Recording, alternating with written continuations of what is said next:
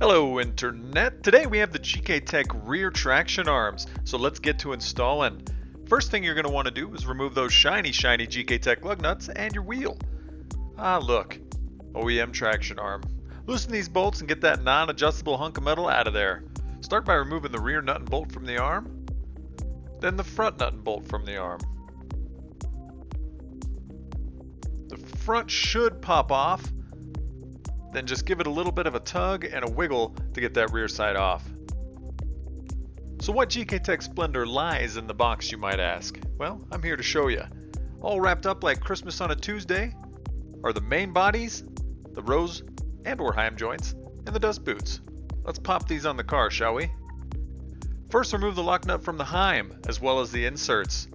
Now these units are PTFE lined, so there's not really a need to run the dust boot. Either way, you do want to make sure that the bearing is centered in the heim, as running the dust boot can make it hard to see.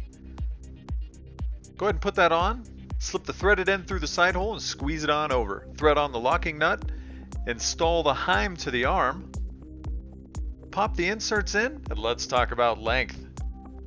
The maximum safe length is 84 millimeters or 3.3 inches, and the extender should go no farther than 25 millimeters or 0.98 inches. This is measured from the end of the arm to the inside edge of the insert. If you do need to go further inward, you can remove this locking nut as well. Get your old crusty OEM arm on the bench and set the new arm to max safe adjustment length.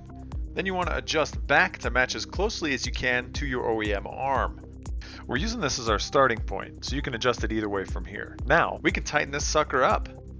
Tighten the two locking nuts, and because we're doing this on the bench, double check that the bearing is straight in the heim, not moving side to side.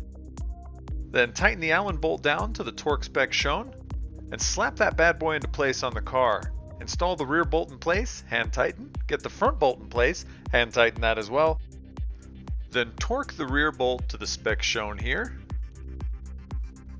and move on to the front bolt, torquing them as well.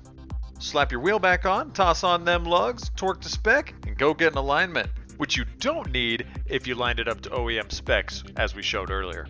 Officer Dan encourages you to check us out on the YouTubes. Hashtag like, share, sub. Peace!